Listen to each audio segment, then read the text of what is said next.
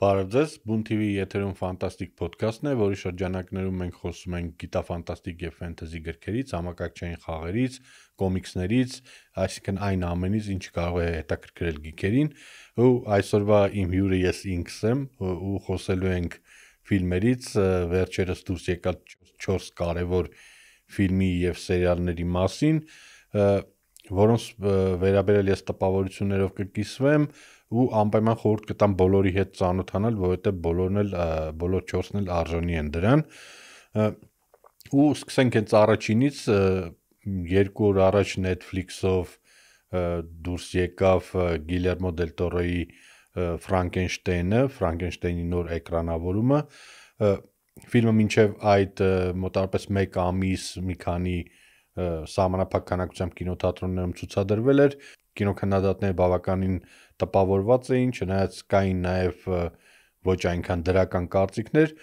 այդուհանդերձ ես ինքս ֆիլմը դիտեցի ու ֆիլմը դիտելուց հետո պարտադիր նաև վերընթերցեցի Մերի Շելիի օրիգինալ գիրքը, որպեսզի տպավորությունները ավելի ամբողջական լինեն։ Նախ սկսենք գրքից, որովհետև գրքի կոնտեքստը այս դեպքում խիստ կարևոր է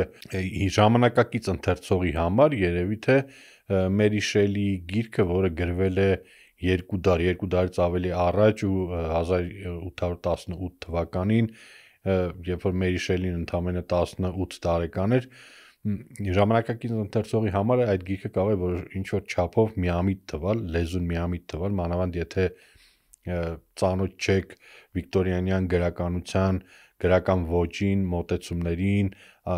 արտահայտման ձևերին, լեզվական խաղերին եւ այլն, կարող է որոշակիորեն միամիտ թվալ, բայց դա շատ սխալ պատկերացում կարող է լինել, թյուր պատկերացում կարող է լինել, որովհետեւ այդ միամտության, այդ ռոմանտիզմի ու սենտիմենտալիզմի տակ, ինչը հատուկ էր այն ժամանակվա գրականությանը, թաքնված է շատ խորը, շատ կարևոր քննարկում ու արդեն երևի թե ինչ ստեղծվել է կինոյի ստեղծվելու ժամանակներից սկսած մարդիկ փորձում են կինոյի միջոցով անդադ գրոհել այդ գրական ամրոցը, բայց ոչ ոքի մոտ, ոչ մեկի մոտ չի ստացվել ամբողջական լիարժեք ձևով այդ գիրքը տեղափոխել էկրաններ։ Ինչու՞։ Նախ որովհետև գիրքը ինքնին քննարկում է թեմաներ, որոնք ֆիլմի միջոցով արտահայտել այդքան հեշտ չի։ Առաջին հերթին ամենագլխավոր թեման իհարկե բնության հետ մարդու առնչության, բնության հետ մարդու շփման նկարագրությունն է, թե ինչ ձևով, ինչ միջոցներով կարող է մարդը շփվել բնության հետ ու ինչ պատասխան կարող է ստանալ բնությունից այդ դեպքում։ Ու այստեղ առանցքայինը, քանի որ բնության հետ մեր շփման գլխավոր միջոցը գիտությունն է, Մերի Շելիի գրքում հենց առանցքայինը հենց գիտության, գիտական մոտեցման, գիտնականի պատասխանատվությունն է իր գործունեության շրջանակներում։ Այսինքն Շելին բարձրացնում է հետևյալ հարցը. եթե գիտությունը հասնում է ինչ-որ բանի, ինչ-որ արդյունքի, եթե գիտությունը կարող է ստեղծել ինչ-որ բան, արդյոք ինքը պետք է դա անի, արդյոք գիտնականը մինչև դա ստեղծելը պետք է իրեն այդ հարցը տա, պետք է արդյոք դա անել, թե ոչ, ու այդ հարցը, այդ թեման հետագայում գիտական ֆանտաստիկայի ամբողջ պատմության ընթացքում սկսած երևի Այզեք Ազիմովից մինչև Մայքլ Կրայտոն քննարկվել է նրանց բազմաթիվ ստեղծագործություններում, այսինքն գիտնականի պատասխանատվության հարցը, որովհետև կարող ենք երկու մոտեցում ունենալ, որ առաջինը, որ գիտությունը զուտ ճանաչողական խնդիր է լուծում, բնությունը ճանաչելու ու այդ ճանաչման ճանապարհին ոչ մի բարոյական կամ մարդկության հանդեպ պատասխանատվության արգելք չի կարող լինել, նույն ասենք միջուկային զենքը, որը ստեղծվել էր, ինքը ստեղծվեց, որովհետև կարող է ստեղծվել, կամ նույն գենետիկ ուսումնասիրությունները դրանք կատարվում են, որովհետև դրանք կարող են կատարվել, ու երկրորդ հարցը, որ նաև բարձրացնում է Մերի Շելին, այն է, որ ի վերջո գիտնականը նաև պատասխանատու է հասարակության առջև իր ստեղծածի, իր գյուտերի, իր գիտափորձերի ու դրանց արդյունքների համար։ Ու հենց գրքում առանցքային խնդիրը, առանցքային հարցը հենց դա է, արդյոք գիտնականը ունի բարոյական պատասխանատվություն իր ստեղծածի համար, բնականաբար իր ժամանակներից ելնելով, քանի որ 19-րդ դարի սկզբներին էլեկտրամագնետիզմներ հայտնաբերվել, քիմիայում էին մեծ ձեռքբերումներ ունեցել, մարդու անատոմիայի ուսումնասիրության բժշկության ոլորտներում էր ահռելի առաջընթաց, անընդհատ ինչ որ հեղափոխություններ էին մեկը մյուսին հաջորդում ու ավելի լուսավորված մարդկանց շրջանում, ովքեր տեղյակ էին գիտական առաջընթացից, այդպիսի լուսավորված մարդկանց շրջանում ստեղծվում է տպավորություն, որ հենց գիտության միջոցով հիմա աշխարհը կարող է անճանաչելիորեն փոխվել, գիտությունը կարող է հասնել այնպիսի արդյունքների, որոնք նախկինում չեն եղել ու արդյոք դրանք կարող են բերել միայն դրական հետևանքներ, իսկ ինչ եթե հետևանքները կարող են նաև բացասական լինել։ Եթե նկատեցիք, հենց այդ միտքը հատկապես արդիական է հիմա 200 տարի, ավելի քան 200 տարի հետո, երբ որ ընդամենը մի քանի տարի առաջ լայնորեն կիրառություն ստացած արհեստական բանականությունը փոխել է բոլորիս կյանքը, շեշտակիորեն կարելի ասել փոխել է բոլորիս կյանքը աշխատանքի առումով, ստեղծագործելու առումով ու այդ փոխելը միշտ չի որ դրական իմաստով է, չնայած շատերի դեպքում աշխատանքը հեշտացել է, բայց առաջանում են նաև խնդիրներ, առաջանում են նաև սպառնալիքներ, վտանգներ ու հիմա Մերի Շելիի ստեղծագործությունը ավելի քան ակտուալ է։ Ու այս կոնտեքստում, այս խիստ արդիական կոնտեքստում Գիլերմո դել Տորոն, ում ստեղծագործությունները ի սկզբանե ներծծված էին այդ գոթիկական գրական ոճով, սկսած իր ամենավաղ ժամանակներից, ինչպես նաև Հովարդ Լավկրաֆտի թեմաներով, դրա զուգահեռների մասին ենք խոսենք, նկարում է, էկրանավորում է Ֆրանկենշտեյնը, Դել Տորոն ինքը վաղուց էր, ասում էր, որ վաղուց է ցանկացել էկրանավորել Ֆրանկենշտեյնը, բայց միշտ հնարավորություն չի եղել ու հիմա ոնց որ դա իր համար երազանքների կինո էր։ Ինչպես Լավկրաֆտի խելայողության լեռները, որը նրա մոտ չստացվեց էկրանավորել ստուդիական քաղաքականության պատճառով, հիմա Netflix-ի առատաձեռնության շնորհիվ Դել Տորոն կարողացավ էկրաններ տեղափոխել Մերի Շելիի ստեղծագործությունը իր ուզած ձևով։ Ինչ է իրենից ներկայացնում ֆիլմը։ Առաջին հերթին պետք է նշել, որ սա ծայրահեղ Դել Տորոյական ֆիլմ է։ Անկամ եթե չիմանաք ռեժիսորի անունը, առաջին իսկ կադրից կարող եք հասկանալ, որ դա Դել Տորոն է։ Իր գունային ոճը, իր վիզուալ ոճը ծայրահեղ գեղեցիկ սիմվոլիզմով հագեցած այդ մռայլ նաև ինչ որ առումով գունագեղ շքեղ պատկերները, այդ վիկտորիանյան ժամանակների ճարտարապետությունը, հագուստները, զգեստները, ինչպես նաև Ալեքսանդր Դեսպլեի հրաշալի երաժշտությունը, այդ ամբողջ մթնոլորտը լրիվ Դել Տորոյական է։ Բայց առանցքայինը ստեղ այն է, թե ինչպես է Դել Տորոն մոտեցել էկրանավորմանը։ Եթե Քենեթ Բրանայի Ֆրանկենշտեյն, Մերի Շելիի Ֆրանկենշտեյնը, որը 90-ականներին էր էկրաններ բարձրացել, բավականին մոտ էր գրքին, բավականին հավատարիմ էկրանավորում էր, ապա Դել Տորոյի դեպքում դժվար է այս էկրանավորումը հավատարիմ անվանել, որովհետև Դել Տորոն ավելի շատ ոչ թե էկրանավորել, այլ ադապտացրել է Մերի Շելիի գիրքը, անցկացրել է իր պատկերացումների, իր մտքերի մաղով, իր գաղափարների մաղով ու ստացել լրիվ նոր պատմություն, որը Մերի Շելիի գրքին համապատասխանում է այնքանով, որքանով, այսինքն գլխավոր սյուժետային գիծը, գլխավոր սյուժետային գետը, հա, էլի Մերի Շելին է, բայց թե միջին, թե ավելի մանր դետալներում սա լրիվ նոր պատմություն է։ Նախ սկսենք նրանից, որ եթե Մերի Շելիի գրքում Վիկտոր Ֆրանկենշտեյնը ավելի շատ իրավիճակի զոհ էր, այսինքն ինքը մեկ անգամ փորձել էր ինչ-որ բան անել ու հետո անմիջապես զղջացել էր դրա համար ու հետագայում ամբողջ գրքի ընթացքում ինքը տառապում էր իր արածի համար, ապա Դել Տորոյի ֆիլմում Ֆրանկենշտեյնը սառնասիրտ, հաշվենկատ, ինչու ոչ նաև գոռոզ անձնավորություն է, որը անում է, որովհետև կարող է անել, որը բացարձակ չի ամբողջ ֆիլմի ընթացքում մինչև վերջը բացարձակ չի զղջում իր արածի համար ու եթե Մերի Շելիի գրքում Ֆրանկենշտեյնը արարածին ստեղծելուց հենց անմիջապես արարածին տեսնելուց հետո փախուստի է դիմում ու չի ուզում այլևս կապ ունենալ այդ ամեն ինչի հետ, որովհետև սարսափում է իր արարածից, Դել Տորոյի ֆիլմում փորձում է վերադաստիարակել արարածին, փորձում է դարձնել այնպիսի ինչպիսին ինքն է ուզում, որպեսզի նա սովորի խոսել, որպեսզի նա իրեն պահի գիտակից մարդու նման, կապում է ձեռնաշղթաներով, ծեծի է ենթարկում, ինչը բխում է նաև Ֆրանկենշտեյնի մանկությունից, այսինքն պահում է իրեն ծնողի նման, բայց ծնող բառի ամենաբացասական իմաստով, ինչպես Վիկտոր Ֆրանկենշտեյնի ֆիլմում իր հայրն էր փոքր ժամանակ պատժում, ասենք, լավ չսովորելու համար, հիմա ինքը որպես վատ ծնող նույն կերպ վարվում է արարածի հետ։ Այսինքն եթե գրքում Ֆրանկենշտեյնը բացարձակ ծնող չի արարածի համար, ֆիլմում Ֆրանկենշտեյնը հենց ծնող է, բայց ամենավատ իմաստով, ով բացարձակ չի ուզում պատասխանատվություն կրել իր ստեղծածի համար ու երբ որ իր ուզածին չի հասնում, ինքը որոշում է ամեն ինչ ոչնչացնել, բնականաբար պատժվելով դրա համար։ Ու նույն արարածը, եթե գրքում արարածը ամբողջ աշխարհի վրա զայրացած վրեժխնդիր, էլի սառնասիրտ ու հաշվեկնկատ հրեշ է, ով կոնկրետ փորձում է վրեժ լուծել աշխարհից, կոնկրետ փորձում է վրեժ լուծել Ֆրանկենշտեյնին, հստակ նպատակադրված, պլանավորված վնասելով նրան, ապա ֆիլմում արարածը շատ ավելի անմեղ է, ավելի շատ նման է երեխայի, ով դեռ ոնց որ նոր է աշխարհը տեսնում, նոր է փորձում հասկանալ այս աշխարհը, ով հասկացված չի ու ով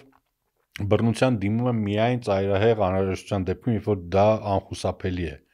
Այն դեպքում, երբ գրքում արարածը հենց կոնկրետ բռնության է դիմում պլանավորված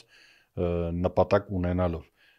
Ինչի՞ է սա կարևոր, որովհետև Դել Տորոն ըստ էության փոխել է տեղերը։ Եթե գրքում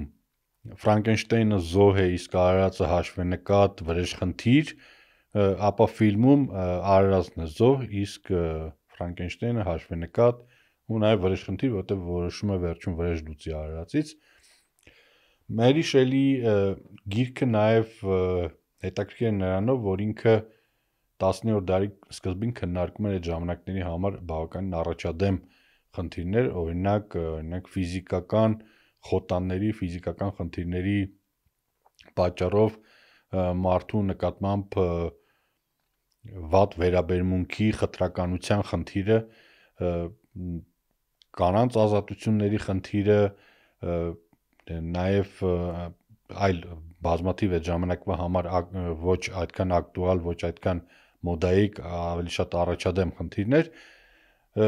Դել Տորոյի ֆիլմում այդ գրքային խորությունը իհարկե չկա, ինքը ավելի շատ վիզուալի վրա հիմնված պատմություն է, շքեղ վիզուալի վրա, էլի ինչպես ասացի, խիստ Դել Տորոյական վիզուալի վրա, իհարկե հագեցած տարբեր հղումներով դասական արվեստի գործերի,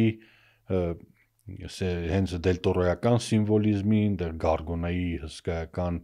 քանդակը պատին եւ այլն, Դել Տորոն ներմուծում է նաև նոր կերպարներ, որոնք նոր դեր են խաղում այդ պատմության մեջ, կարելի ասել, որ այդ առումով, վիզուալ առումով Դել Տորոն ոչ այդքան հետևում է Մերի Շելին, որքան Ֆրանկենշտեյնի մասին նախորդ ֆիլմերի ավանդույթներին, բայց ընդհանուր առմամբ, եթե գնահատենք, բնականաբար Ֆրանկենշտեյնը Դել Տորոյի ֆիլմերի լավագույնների ցուցակում դժվար կլինի ներառել, որովհետև գոյություն ունի, ասենք, Ֆավնի լաբիրինթոսը կամ Ջրի ձևը, բայց սա շատ վարպետորեն նկարված, շատ ծայրահեղ գեղեցիկ ու հետաքրքիր բեմադրված լավ դերասանական խաղով ֆիլմ է, որը անպայման խորհուրդ կտամ բոլորի դիտել։ Մանավանդ եթե սիրում եք գոթիկական այդ ժամանակների պատմություններ, սիրում եք Մերի Շելիի ստեղծագործությունը, առավել եւս դրա համար։ Հաջորդը մի քանի բառ վերջերս էկրաններ բարձրացած Գիշատիչի մասին, դրա մասին շատ է խոսվում, կինոքննադատները խիստ հիացած են, բարձր գնահատականներ են դնում, բայց կինոսիրողները այդքան էլ հիացած չեն, երկուսին է կարելի է հասկանալ, Գիշատիչը, Predator Badlands-ը ինքը կարող է միաժամանակ թե ուրախացնել, թե հիասթափեցնել, ինքը ֆրանչայզը մահվան եզրին էր, երբ Disney-ը գնեց 20th Century Fox-ը ու որոշեց կենթանացնել նաև Գիշատչի մասին ֆիլմը Օտարի մասին ֆրանշիզի հետ միասին։ Դրանից հետո 2022 թվականի ամռանը, երբ որ ամբողջ ֆրանչայզը տվեցին երիտասարդ ու տաղանդավոր Դեն Տրախտենբերգին, ինքը 2022 թվականին նկարեց զուտ սթրիմինգներով դուրս եկած Prey-ը, Ավարը, որտեղ տեղափոխեց իրադարձությունները լրիվ նոր միջավայր, 17-րդ դարի Ամերիկա, թե 18-րդ դարի սկզբի Ամերիկա, տեղացիների, տեղաբնիկների հետ կապված, ու ֆիլմը այն ժամանակ ահագին ոգևորեց թե երկրպագուներին, թե կինոքննադատներին իր թարմությամբ, իր նոր մոտեցումներով։ Հետո այս տարի դուրս եկավ անիմացիոն անթոլոգիան Killer of Killers-ը, որը էլի ահագին լավն էր, ահագին ոնց որ հեղինակը հասկացել էր, թե կոնկրետ ինչի վրա է պետք կենտրոնանալ, որպեսզի պատմությունը ավելի հետաքրքիր լինի։ Ու վերջերս մոտ ամսի 6-ին էկրաններ բարձրացավ Badlands-ը, կիսելով երկրպագուներին երկու բանակի։ Առաջին բանակը, ովքեր, այսպես ասած, hardcore երկրպագուներ են, ովքեր ընդունում են մենակ Մակտիրնանի 1987 թվականի ֆիլմը ու Ստեվեն Հոփքինսի 90 թվականի սիկվելը, ու դրանց են կողմ աշխարհ չկա, իրենք չընդունեցին Predator-ը, իրենց հասկանալի է, որովհետև եթե օրիգինալ երկու ֆիլմերում գիշատիչը դա անողոք, դաժան, որոշ առումով նաև անհասկանալի այլմոլորակային որսորդ էր, որը զուտ սպանում է մարդկանց ավարի համար, ավար հավաքելու համար, ու կարող ասենք ջունգլիներում ոչնչացնել կոմանդոսների մի ամբողջ մարտիկների մի ամբողջ պրոֆեսիոնալ ջոկատ, Badlands-ում հանկարծ վերածվում է ինչ-որ խիստ մարդկային, չի ասի դեռահաս, բայց դեռահասության ժամանակներից նոր դուրս եկած ինչ-որ երիտասարդի, ով չնայած արտաքինով նման է այդ գիշատչին, իր այդ ծնոտներով եւ այլն, բայց վարքագծով եւ այլն ավելի շատ հիշեցնում է մարդու։ Ու այդ մարդկայնացումը, որը տեղի ունեցել նաև Alien-ի հետ, երբ որ ժոկեյներին մարդկայնացրեցին, նույնը տեղի ունեցավ ստեղ ու շատ երկրպագուների բնականաբար դա դուր չեկավ, որովհետև այդ անողոքությունը, այդ սարսափելիությունը այլմոլորակային որսորդի փոխարինվում է մեզ ավելի մոտ, ավելի հասկանալի մարդկայնության ու բնականաբար դա կարող է այնքան էլ հաճելի չլինել երկրպագուների համար։ Մյուս կողմից պետք է հիշել, որ բացի ֆիլմերից գոյություն ունեն մեծ քանակությամբ կոմիքսներ, հենց գիշատչի ու օտարների այդ crossover-ի թեմայով, որտեղ նաև բացահայտված են այդ գիշատիչների քաղաքակրթության յաուջաների ծիսակարգերը, իրենց ապրելակերպը, իրենց ավանդույթները, կարճ ասած իրենց քաղաքակրթություն, որոնք ֆիլմերում բացահայտված չեն։ Տրախտենբերգի ֆիլմը ավելի շատ կենտրոնացած է հենց այդ կոմիքսներում բացահայտված կողմերի վրա։ Այսինքն ինքը չի հորինում զրոյից ինչ-որ բան, ինքը ուղղակի օգտագործում է արդեն եղած կանոնը, կոմիքսային կանոնը, որը ֆիլմերի կանոնի շարունակությունն է ու ներկայացնում է գիշատիչներին արդեն իրենց քաղաքակրթության, իրենց ծիսակարգերի, իրենց աշխարհի տեսանկյունից, որ հա իրենք անողոք մարտիկներ են, երբ որ ասենք հայրը որդուն մի քիչ թույլ լինելու պատճառով կարող է որոշել սպանել, որովհետև կլանում կարևորը ուժն է, կարևորը խիզախությունն է, ու այս տեսանկյունից մոտենալով արդեն կարելի է մի քիչ ավելի հանդուրժող լինել ֆիլմի նկատմամբ, որովհետև առաջին հերթին սա պատմություն է հայրերի եւ զավակների, ծնողների սպասելիքների ու այդ սպասելիքներից զավակների դուրս գալու փորձի մասին։ Դա Predator-ի կոնտեքստում է, թե ուրիշ կոնտեքստում է, դա այստեղ այդքան էական չի։ Երկրորդը պետք է հիշել, որ ֆիլմում մարդ գոյություն չունի, այսինքն կերպարները կամ հենց գիշատիչն է կամ Weyland Yutani անդրոիդներ, ու դա մի քիչ ավելի փափկացնում է տպավորությունը այն առումով, որ եթե մարդիկ գոյություն չունեն այդ ֆիլմում, իրադարձությունները տեղի ունեն ինչ որ այլ մոլորակային արարածու ըստ էության մեքենաների միջև, պետք չի սպասել ինչ որ առանձնահատուկ դաժանություն հենց մարդկանց նկատմամբ, որ մտածենք, որ մարդը դե այդքան ուժեղ չի կարա լինի, որ պրեդատորի հետ ընկերանա, եւ այլն, որ պրեդատորը երբեք մարդու հետ իր ավարի հետ չի ընկերանա եւ այլն, այստեղ մարդ չկա, այսինքն այդ ընկերանալու թեման չկա, ինքը նայում է Android-ին, որ զուտ որպես գործիք, չնայած հետագայում ասում որ իմ կլանի մասն է, ֆիլմում շատ լավ է մտածված այդ աշխարհը, բայց խնդիրը ստեղ այնա, որ այդ աշխարհի հետաքրքիր ֆաունան ներկայացված է շատ քիչ, այսինքն սպասում ես, որ նման աշխարհից մի քիչ ավելի մանրամասն ֆաունայի մանրամասներ կլինեն, հետաքրքիր սիմբիոզներ, հետաքրքիր գիշատիչ արարածներ եւ այլն, բայց մի քանի հատ են ցույց տալիս, շատ կարճ, շատ հետաքրքիր են, բայց քիչ է։ Նման պատմությունը երևի ավելի լավ կլիներ կամ սերիալի տեսքով, կամ ավելի մեծ ֆիլմի տեսքով, որովհետեւ ասենք նույն Պիտեր Ջեքսոնը իր King Kong-ում կարողացել էր դա անել 3.5 ժամանոց ֆիլմի գրեթե կեսը նվիրված էր այդ Skull Island-ի ֆլորային ու ֆաունային ու բավականին մանրամասն ներկայացել է։ Կարճ ասած, Predator-ը ձեզ կամ կհիասթափեցնի կամ կուրախացնի կամ երկուսը միաժամանակ, բայց ամեն դեպքում ինձ թվում է ծանոթանալ արժի, որովհետև դա խոշոր ֆրանշիզի շարունակություն ու ինչը ավելի կարևոր է, դա spin-off-ի սկիզբ է, որովհետև արդեն փաստ է, որ Wayland Yutani ընկերությունը գոյություն ունի գիշաճի աշխարհում, իսկ մենք գիտենք, որ Wayland Yutani-ն ինքը Alien-ի աշխարհից ընկերություն է։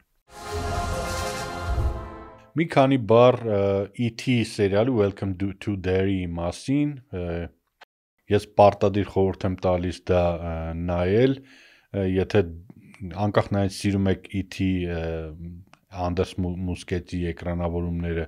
թե ոչ, ինչի համար եմ ասում, E.T. ամենայն հավանականությամբ կարելի ասել, որ Stephen King-ի լավագույն ստեղծագործություն, եթե ոչ լավագույնը, ապա լավագույններից մեկն է, եթե դրան միացնենք նաև Dark Tower-ն ու The Stand-ը, E.T. երակի մեջ է։ Մյուս ստեղծագործությունները, մեծ մոնումենտալ ստեղծագործություններին բացարձակ չի զիջում։ Սա մանկության ու մանկության սարսափների մասին ամենածավալուն ու կարևոր գրական ստեղծագործություններից մեկն է ու Մուսկետի դիլոգյան It 1-ն ու It 2-ը բավականին հաջողված էկրանավորում է, չնայած էլի գրքից կիլոմետրերով հեռու են առումով, որ գրքում ահագին բաներ կան, որոնք հնարավոր չի բացարձակ հնարավոր չի էկրանավորել կամ էկրանավորել դեպքում կարող է ռեժիսորը դատվի։ Ամեն դեպքում prequel սերիալ նկարելը, որը արդեն King-ի ստեղծագործությունից դուրս էր, դա բավականին ռիսկային գաղափար էր ու կարելի ասել, որ 3 էպիզոդների արդյունքներով կարելի ասել, որ հեղինակները կարողացել են նորմալ մոտենալ King-ի նյութին, King-ի ստեղծագործություններից անկախ ինչ-որ բան ստանալ, որը ամոթ չի անվանել King-ի ստեղծագործությունների հիման վրա ստեղծված ինչ-որ սերիալ։ Եթե Castle Rock-ը օրինակ ուներ բազմաթիվ խնդիրներ, որոնց համար մարդիկ այդ սերիալը քննադատում էին, Welcome to Derry-ն ավելի ծանրակշիռ է։ Այսինքն սերիալը նայելու ընթացքում դու մի վայրկյան անգամ չես կասկածում, որ դա հենց King-ի ստեղծած աշխարհն է։ MC հավատարմությամբ ու նվիրվածությամբ է նկարված, ասեմ ավելին, եթե Մուսկետի ֆիլմում ամեն ինչ շատ ավելի չափավոր էր Pennywise-ի գործողությունների առումով, սարսափի առումով եւ այլն, ապա սերիալում հեղինակների կարելի ասել ձեռքերը էլ այդքան կապված չեն, դա կինոթատրոնային մեծ էկրաններին ցուցադրվող ֆիլմեր կային սահմանափակումներ, սա HBO-ով ցուցադրվող սերիալ է, HBO-ական սերիալին հատուկ բոլոր կողմերով, կարելի ասել, որ Pennywise-ը սերիալում շատ ավելի սանձարձակ ու շատ ավելի կրեատիվ է, քան ֆիլմում, չեմ ուզում սպոյլեմ, այնտեղ տարբեր հետաքրքիր լուծումներ կան երեխաներին վախեցնելու առումով, թե սերիալի opening-ը հանճարեղ ինչ-որ մանկական երգի կոնտեքստում վախենալու նկարների հետ կոնտրաստը ստեղծելով, թե հենց երեխաների դերասանները, թե դերի մթնոլորտը, թե կապերը Ստիվեն Քինգի այս ստեղծագործությունների հետ հարյուրավոր, երևի 3 էպիզոդների մեջ արդեն հարյուրավոր հղումներ Kingverse-ի տարբեր այլ ստեղծագործությունների, դուք հաճելիորեն կզարմանաք իմանալով թե ինչ կերպարներ այնտեղ կան։ Կարճ ասած, Welcome to Daring King-ի սիրահարների, ինչպես նաև հորորի սիրահարների համար իսկական նվեր է, այնպես որ անպայման ծանոթացեք, դեռ այս պահին 3 էպիզոդ կա։ Մենք խոսելու ենք մի սերիալի մասին, որի թեմայով սպոյլեր բռնելը հանցամարտության դեմ հանցագործություն է, այդպես եմ ասում։ Խոսքը Breaking Bad-ի, մեկ էլ Better Call Saul-ի հեղինակ Vince Gilligan-ի նոր սերիալի Pluribus-ի մասին է։ Եթե որոշել եք այդ սերիալը նայել, ապա այս պահից սկսած անջատեք ոդքասթը, հետո երբ որ սերիալի առաջի 2 էպիզոդներ, որոնք արդեն դուրս են եկել, երբ որ դրանք կնայեք, դրանից հետո արդեն կարող եք լսել։ Ես շատ կարճ կպատմեմ սերիալի մասին, սա իմ համար կոնկրետ իսկական բացահայտում էր ու կլինեն սպոյլերներ, այնպես որ նայելուց հետո անպայման։ Միայն նայելուց հետո։ Ուրեմն Vince Gilligan-ը, ով ստեղծել է Breaking Bad-ը ու Better Call Saul-ը, մի քանի տարի առաջ հայտարարեց, որ նկարում է գիտաֆանտաստիկ սերիալ։ Ոչ ոք չէր պատկերացնում, թե ինչ գիտական ֆանտաստիկա կարող է տալ Vince Gilligan-ը։ Հետո սկսեցին դուրս գալ անհասկանալի թիզերները, որտեղ ոչ մի բան չեն խոսում սյուժեի մասին, դա հրաշալի է, որովհետև սերիալի առաջին էպիզոդը նայելը դա քո համար լրիվ բացահայտում է։ Ունիկալ փորձ։ Մի քանի բառ սյուժեի մասին, նորից եմ կրկնում, սպոյլեր են լինելու, դրա համար, եթե չեք նայել, նայեք, հետո նոր լսեք։ Ինչ որ հեռավոր մոլորակից երկիր է գալիս ազդանշան, որը ներառում է ինչ որ անհայտ DNT կոդ։ Ու երբ որ մարդիկ այդ DNT կոդի հիման վրա ստեղծում են ռետրո վիրուս, ու այդ վիրուսը դուրս է գալիս ազատության մեջ, այդ վիրուսի պատճառով աշխարհի բոլոր մարդիկ իրենց գիտակցությունները միավորվում են մեկ սուպեր գիտակցության մեջ։ Վերածվում են մեկ կոլեկտիվ գիտակցության, որը շատ բարի է, որը ոչ մեկի չի սպանի, որը խնամքով է վերաբերում աշխարհին, բայց կա մի խնդիր։ Աշխարհում 11 մարդ ունեն իմունիտետ այդ վիրուսի նկատմամբ, այսինքն իրենք այդ կոլեկտիվ գիտակցությունից անջատ են։ Ու հիմա այդ կոլեկտիվ գիտակցությունը փորձում է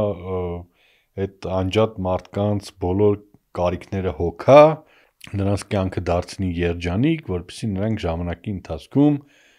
համոզվեն, թե ինչ լավ բան է այդ կոլեկտիվ գիտակցությունը ու որոշեն միանալ դրան։ Ու սերիալի գլխավոր հերոսուհին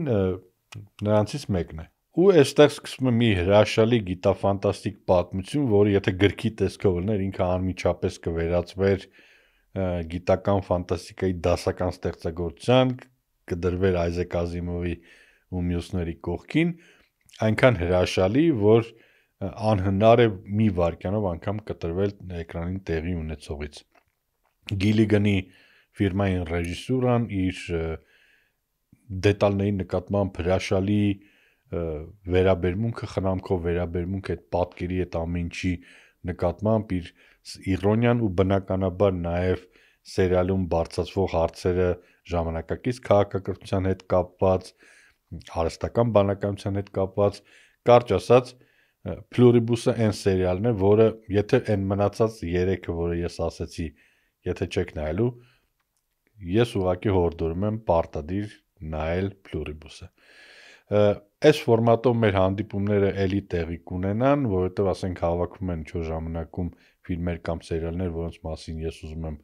պատմել։ Սա մեր առաջին փորձն էր միայնակ հանդիպման, կհանդիպենք հաջորդ թողարկմանը։